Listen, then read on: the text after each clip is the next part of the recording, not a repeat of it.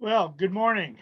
This video is to talk about um, doing your annotated bibliography, which is the big project for this course. Um, and so I will tell you, I'm about ready to pull up um, the guidelines for the annotated bib. You also have, I think it's in topic 8. I can't remember. I apologize. Let me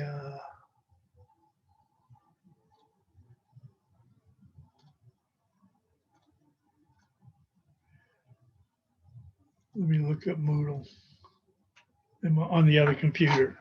So, in addition to the guidelines, you do have a sample of an annotated bib.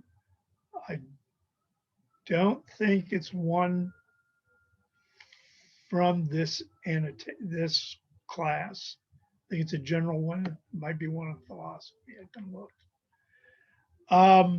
Yeah, topic 8. The There is a rubric. Um,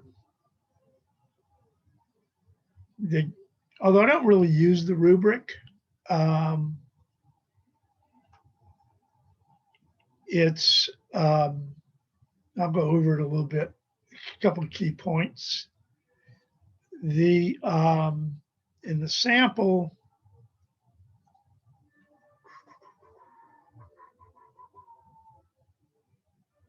or model, um,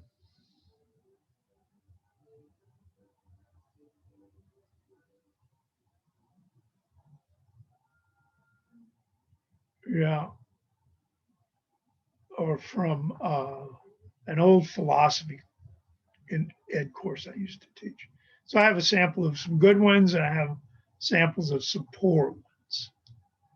Okay, you can look at those. Um, so, and let me pull this up. You can take a look at it. Okay. Um, so the first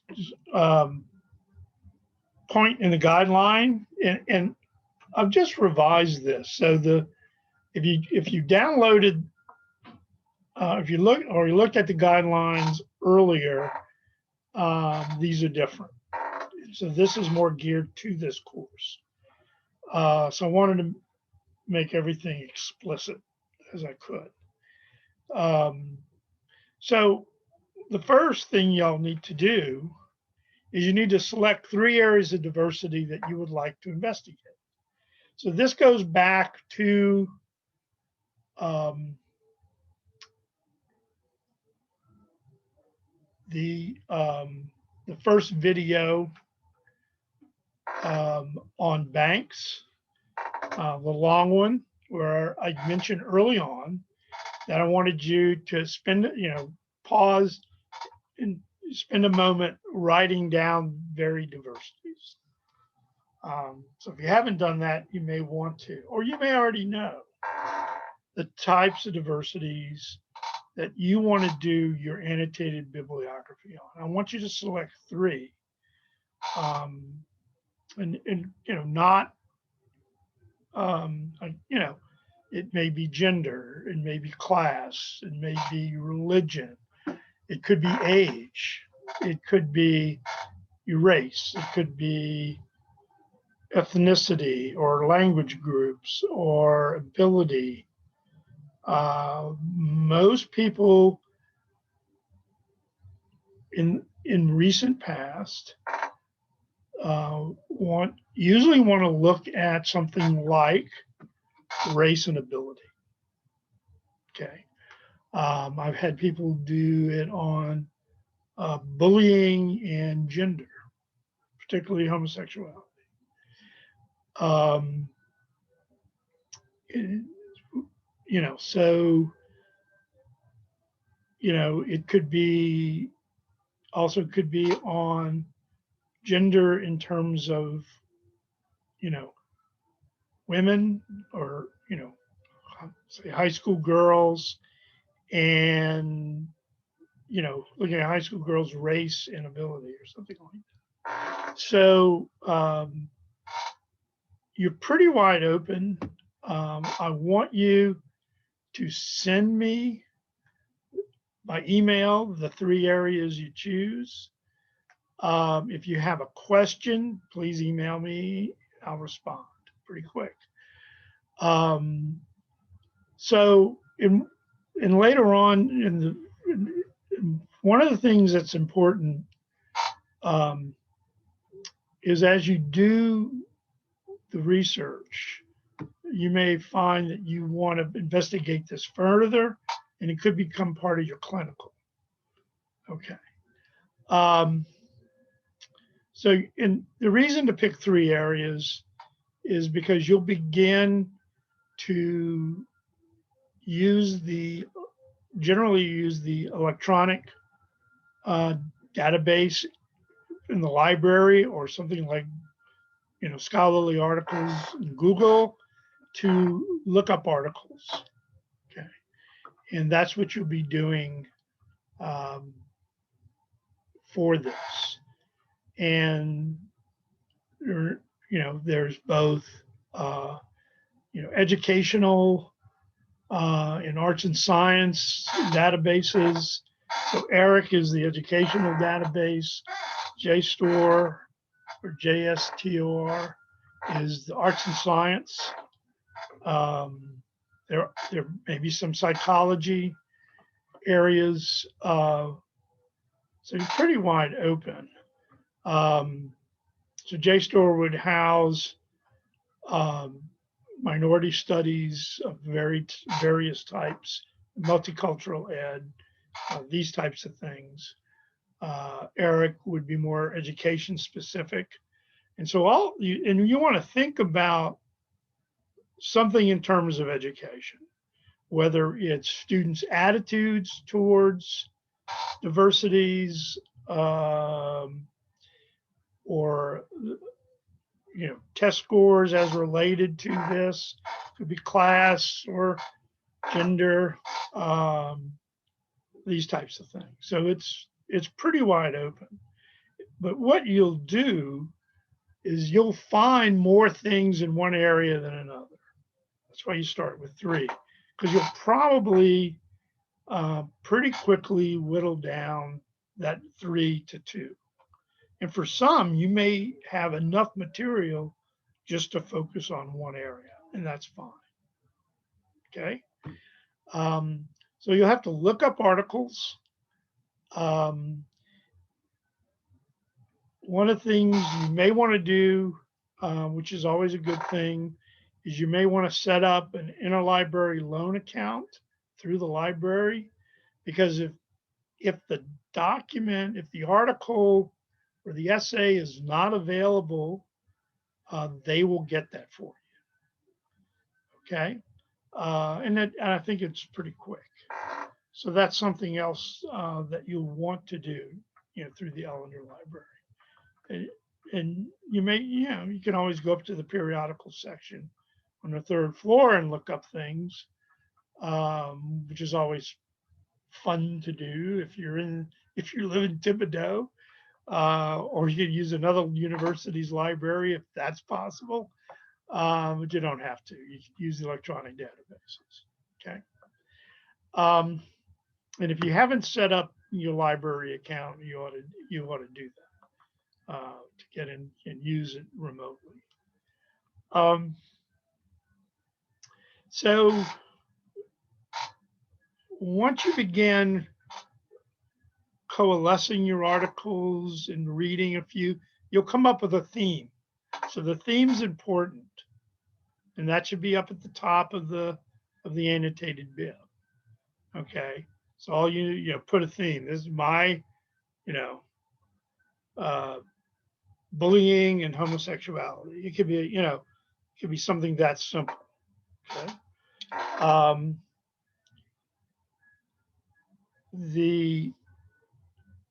And so when you write your annotations, you read, and you do not at any point send me the actual article.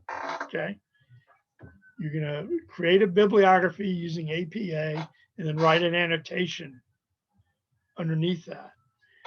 And you would generally begin with the most important articles as it relates to your theme. And you should number the articles. I believe in the rubric, I'm looking for 15 articles. Okay. And they should be mostly peer reviewed, which means they're published in a professional journal. You can use ERIC documents, which are unpublished papers, but I don't really want more than, you know, 2 or 3. You can also use, there occasionally pull up things on a website that has some extensive study that's not part. And so 1 or 2 of those max. Okay. Because there could be some good information on those things. And it might be from popular press, which again, 1 or 2, but I want professional journals. If you have a question, ask me. You can go online, and I believe, you can do APA online and find out how to cite these things. I think the OWL site, which is Purdue University, provides that kind of information too. And I'll probably come. Okay.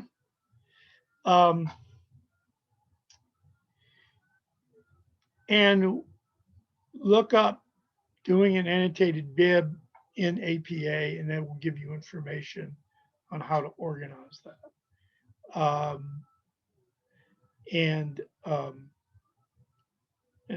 I'll get into that a touch more. Okay.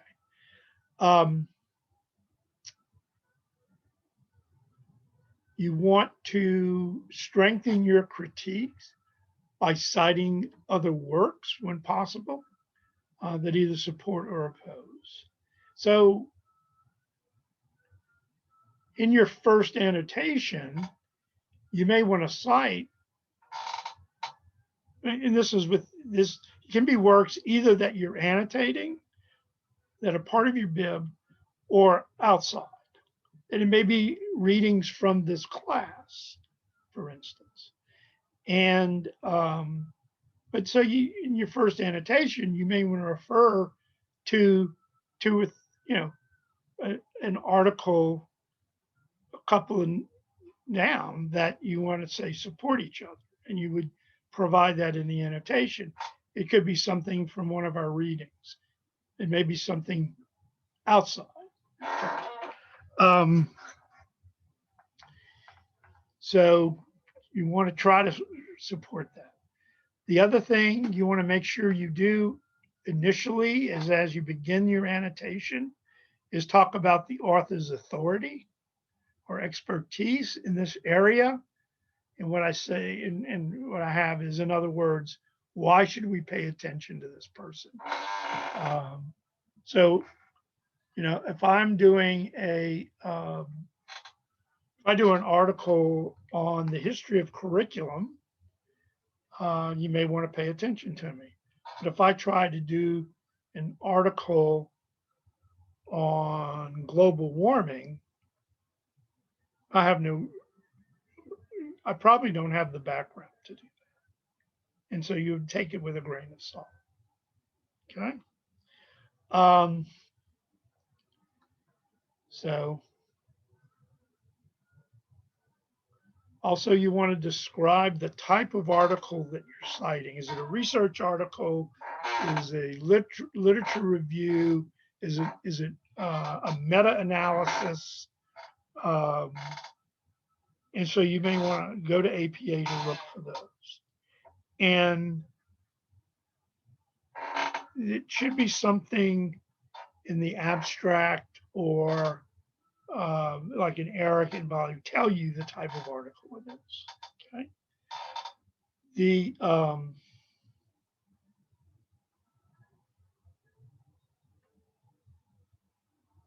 so in number 7, how do the articles relate to one? If you have an outlier article, say this article doesn't really relate, it's contrary to what I've already said, but you should put contrary articles in and talk about what they say, and then explain, how they don't fit.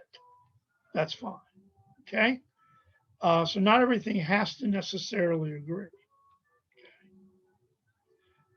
I want you to, when you do an annotation, well, I like your glosses, limit your quotations. Use a short quote to emphasize. No block quotes or anything like that. Everything should be paraphrased. Okay, as much as possible. So really work at your authorship through the annotation. Okay. Finally, at the end, so number 1 to 15, and at the end you'll have a subtitle heading reflection, kind of like the other things you've done for me. I want you to reflect on doing this project. What did you learn? How might you use this as a teacher? And how would you use this for further research? Okay.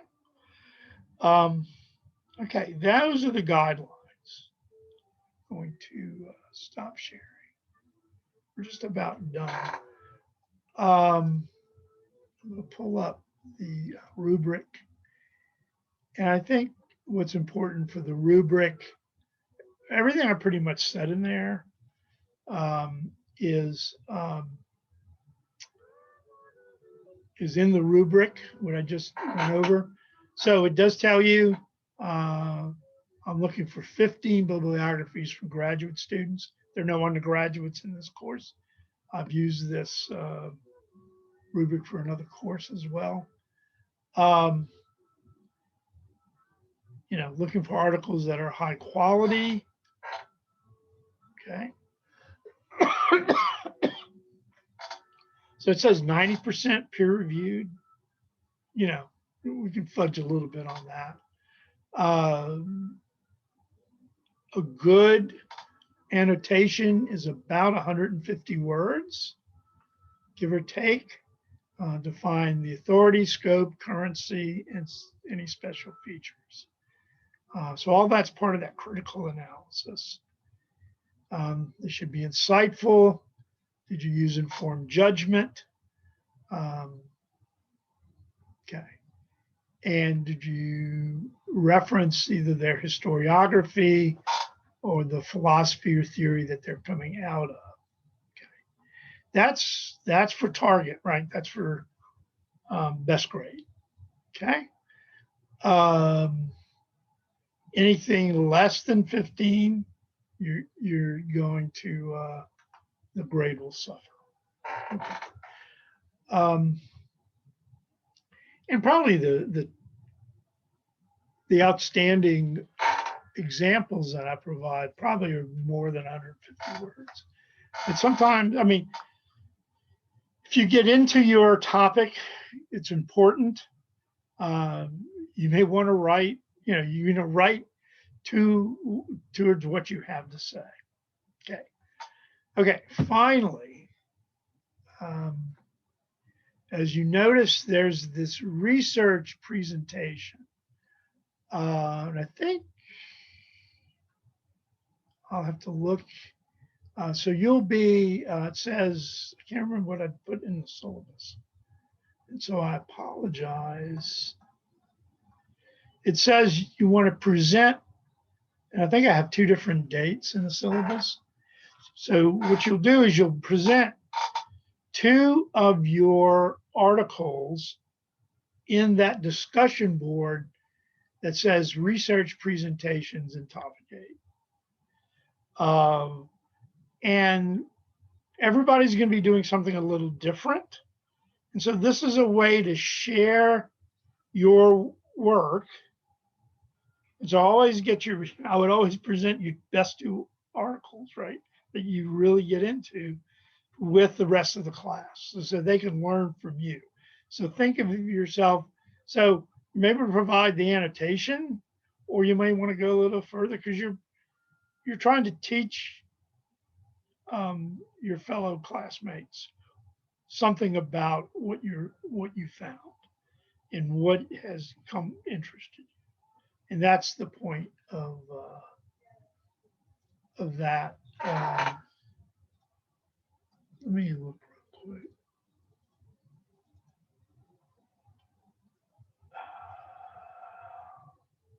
In terms of, yeah, it's 2. I thought I said 2. I think in my other class I said. Okay, so I hope this explained that pretty well for you. It's something I've wanted you to, I wanted to do those other presentations first to get you thinking in terms of the diversity. I was hoping you have read the Banks article at this point, and maybe the other one. I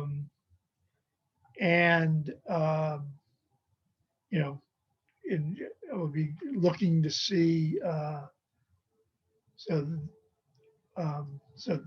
the discussion it's a gloss. Okay, I'm sorry. So the gloss isn't, you don't have to do the gloss till the 26th. I'm a little ahead of the game on the discussion. So I've been very worried about these. Okay, so I'm trying to get through these. Okay, same with 585 if you're in that class. All right, y'all have a great day. And again, any questions at all, you want to check with me on any of the topics, please email me. All right.